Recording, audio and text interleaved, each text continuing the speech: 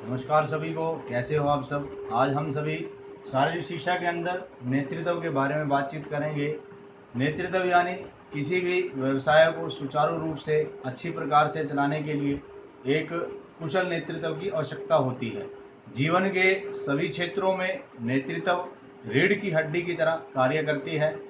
जैसे अगर हमारी रीढ़ की हड्डी ठीक है, मजबूत है, अच्छी प्रकार से कार्य करती है, तो हमारा शरीर भी स्वस्थ रहेगा, मजबूत रहेगा और अच्छी प्रकार से कार्य करेगा।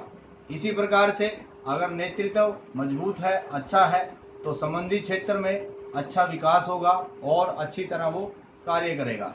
संबंधी क्षेत्र जैसे धार्मिक, राजनीतिक, सामाजिक, एकेडमिक या अन्य कोई भी क्षेत्र है, अगर वहाँ पर नेतृत्व अच्छा है तो वो जो कार्य है अच्छी प्रकार से प्रगति करेगा और ठीक प्रकार से वो विकसित भी होगा। यहाँ पर नेतृत्व नेता दो प्रकार के होते हैं।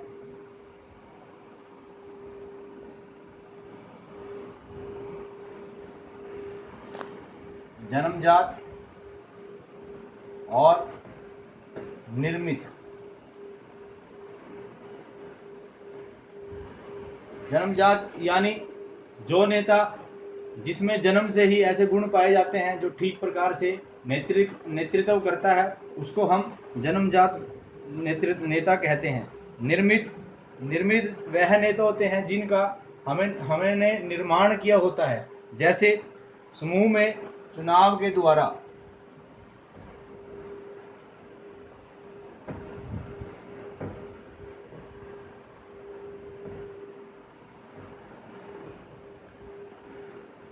जैसे एक समूह होता है, उसमें बहुत से आपस में व्यक्ति समूह बनाते हैं, तो उसमें बाद में चुनाव होता है और चुनाव के द्वारा ही किसी व्यक्ति को नेता चुना जाता है।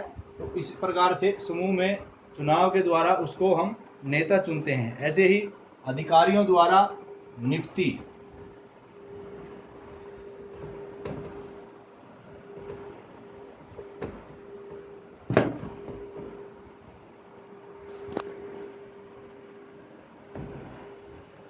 इसमें किसी भी व्यक्ति को वहाँ के अधिकारियों के द्वारा उनको नियुक्त कर दिया जाता है, जिससे वह उस कार्य में नेतृत्व संभालता है और इसमें अधिकारियों द्वारा नियुक्ति होती है। ऐसे ही तीसरा प्रकार है इसमें कूटनीति से पद को हथियाना।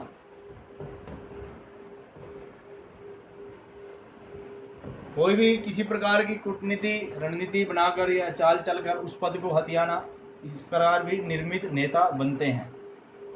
तो अब हम इसमें नेतृत्व के अंदर जो एक नेता होता है जो अच्छी प्रकार से नेतृत्व करता है, उसमें कुछ ना कुछ अच्छे गुण होते हैं, जिन गुणों की वजह से वो उस कार्य में, उस क्षेत्र में अच्छी प्रकार से कार्य करता है। तो नेतृत्व के गुण क्या क्या रहते हैं उसके अंदर।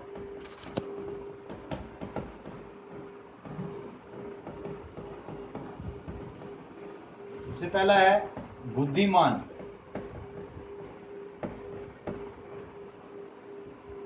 एक अच्छे नेता जो होता है, अगर हम पहले पॉइंट की बात करें, जो एक अच्छा नेता कुशल नेतृत्व करने वाला होता है, तो वो बुद्धिमान होना चाहिए। बुद्धिमान यानी उसकी बुद्धि अच्छी प्रकार से, ठीक प्रकार से कार्य करे और जो उसका जो दूरदृष्टि सोच है वो अच्छी होनी चाहिए। मान लो कोई काम भी करते हैं, कोई काम भी कर रहा है, कोई डिसीजन ले रहा है अपनी बुद्धि से, तो उसकी जो दूरदृष्टि है वो कैसी है कि आज जो डिसीजन ले रहा है वो भविष्य में कैसे रहने वाला है।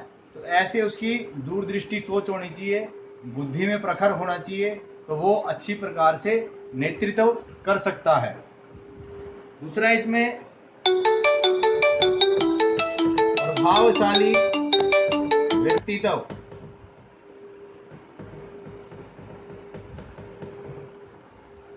एक अच्छे नेतृत्व वाले नेता में उसका जो व्यक्तित्व है, उसका जीवन है, वो प्रभावशाली होना चाहिए, दूसरों पर प्रभाव डालने वाला होना चाहिए। प्रभावशाली यानी जो उसकी शारीरिक योग्यता है, उसकी जो फिजिकल पर्सनैलिटी है वो अच्छी होनी चाहिए।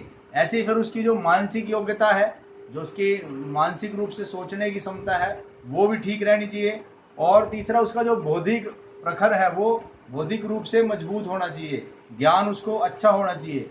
अगर ये सारी ठीक प्रकार से रहेंगे, उसमें मृदुभाषी होना चाहिए तो उसका जो प्रभाव होता है वो समूह के अंदर तो अच्छा बनता ही है, अन्य जो पूरा उसका क्षेत्र है वहां पर भी वो उसका जो प्रभाव अच्छा रहता है, और नेतृत्व में ये कहीं ना कहीं उसके सहायक भी रहता है गुण। तीसरा इसमें बताया गया है दृढ़ निश्चय।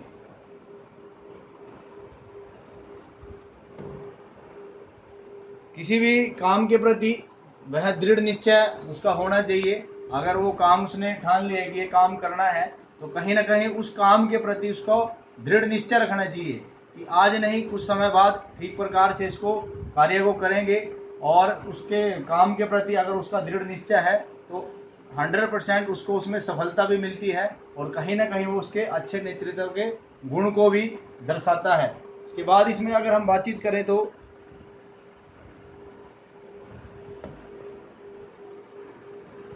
उत्तरदायित्व। उत्तरदायित्व यानी किसी भी काम की अगर उसको जिम्मे कोई काम अगर वो कर रहा है तो स्वयं उसका उसका उत्तरदायित्व लेना चाहिए। ये नहीं कि उस काम को हम किसी के भरोसे छोड़ देते हैं और वो उस कार्य में कहीं ना कहीं फिर त्रुटि रह जाती है। तो कोई भी कार्य अगर हम करते हैं या कोई निर्णय लेते हैं तो उसका जो उत्तरदायित्व है खुद अपने से शुरुआत करनी चाहिए। अगर हम अपने से उस कार्य को ठीक से शुरुआत करते हैं, उत्तरदायित्व लेते हैं उसका, तो वो कहीं ना कहीं कार्य में फिर वो सफल भी होता है। इसके बाद है संयम।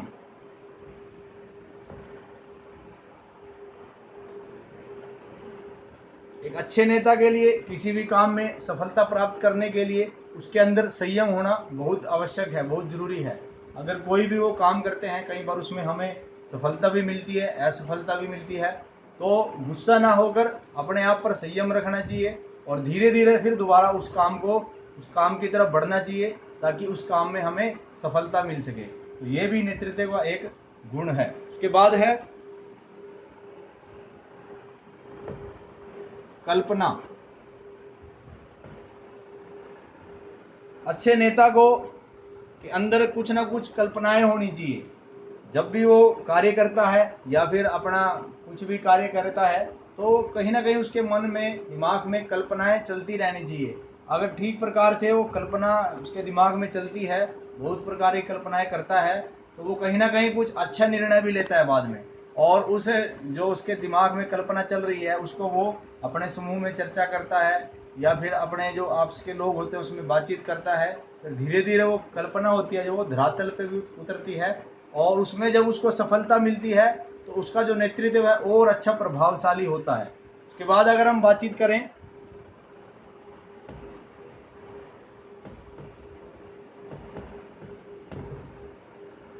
एक अच्छे नेता का ईमानदार होना भी बहुत जरूरी है। अगर नेता अच्छा है, ईमानदार है, तो वो ठीक प्रकार से कार्य कर सकता है। अगर वो ईमानदारी अपने कार्य में नहीं बरतता है तो कहीं ना कहीं उस कार्य में उसको असफलता मिलती है। अगर वो अपने कार्य के प्रति ईमानदार है, अपने कार्य को ठीक प्रकार से करता है, लगन से करता है, मन लगाकर करता है, तो कहीं ना कहीं उसको अच्छी सफलता मिलती है। तो ये भी एक नेतृत्व का इसमें गुण है।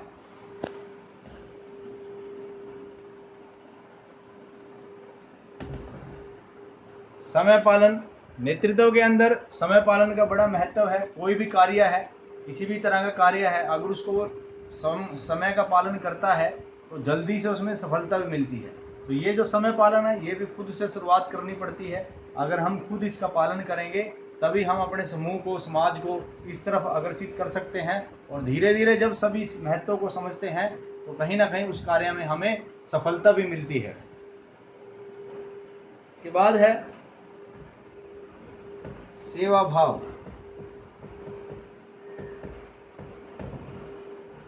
नेतृत्व के अंदर सेवा भाव भी रहनी चाहिए। किसी भी कार्य को अगर हम करते हैं तो कहीं ना कहीं वो उसके अंदर सेवा भाव भी होनी चाहिए।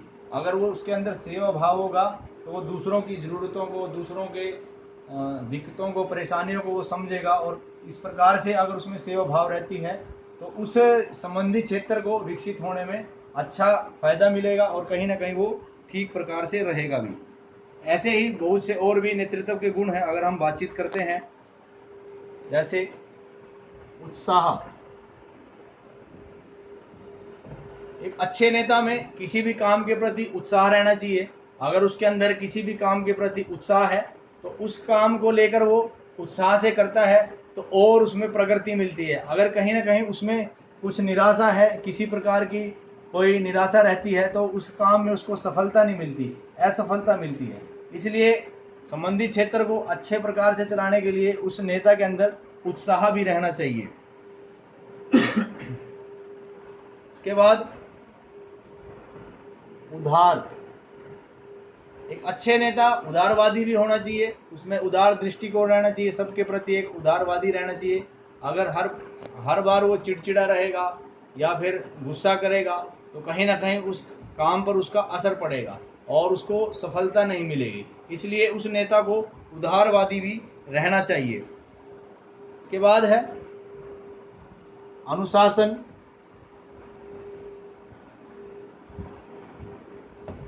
एक अच्छे नेता के अंदर अनुशासन होना बहुत जरूरी है।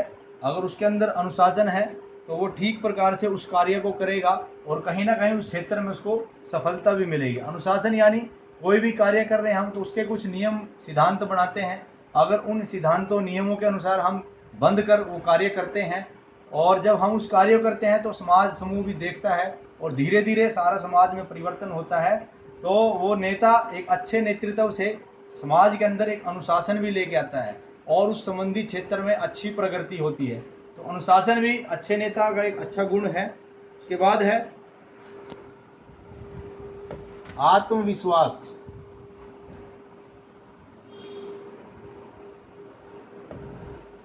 एक अच्छे नेता में आत्मविश्वास भी होना चाहिए। अगर उसमें सेल्फ कॉन्फिडेंस, आत्मविश्वास नहीं है तो कहीं ना कहीं उस कार्य में गिरावट आएगी।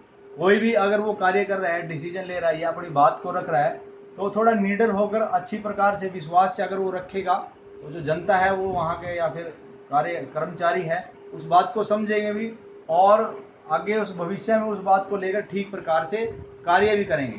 तो वही है, एक अच्छे नेता में हर बात के लिए कहने के लिए एक आत्मविश्वास होना बहुत जरूरी है ताकि वो उस कार्य को अच्छी प्रकार से कर सके और उस कार्य में सफलता भी मिल सके।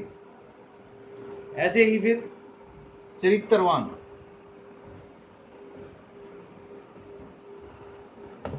एक अच्छे नेता का चरित्रवान होना बहुत जरूरी है। अगर उसका चरित्र अच्छा नहीं है, उसमें कुछ कमियां हैं, वो सच नहीं बोलता, झूठ बोलता है या अन्य कोई और भी गलत काम करता है, उसका मतलब चरित्र अच्छा नहीं है, तो वो समाज के अंदर उसकी जो पहचान है, उसका जो प्रभाव है वो अच्छा नहीं होगा।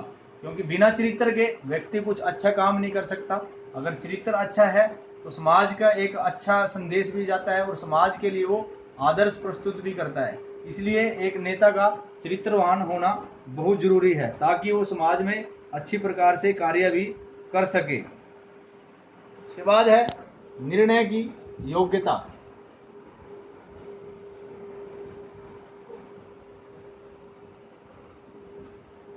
एक अच्छे नेता में निर्णय लेने की योग्यता होनी चाहिए। कई बार ऐसी सिचुएशन आती है कि कोई निर्णय नहीं ले पाते, लेकिन जो अच्छा लीडर होता है अपनी समझ से, अपनी बुद्धि से समय पर एकदम अच्छा निर्णय लेता है और उस निर्णय से उस क्षेत्र में बहुत ही फायदा भी होता है और कहीं ना कहीं उस क्षेत्र में सफलता मिलती है और ठीक प्रकार से उसमें प्रगति भी होती है। तो आज मैंने आपको नेतृत्व के बारे में बताया और एक अच्छे नेता के अंदर क्या क्या गुण होने चाहिए उसकी कुछ 15 पॉइंट जानकारी दी है। ऐसे और भी अगर हम डिटेल निकालेंगे तो 10-15 और पॉइंट मिल जाते हैं एक अच्छे नेता के अंदर क्या क्या गुण होने चाहिए। लेकिन आज हमने इसके बारे में ही बातचीत करी, तो मुझे आशा है कि आप सब ने इसको ठीक प्रकार से समझा होगा और वीडियो के माध्यम से इसको समझेंगे हम, और यही आशा करता हूँ कि आपको ये वीडियो अच्छी लगेगी। धन्यवाद।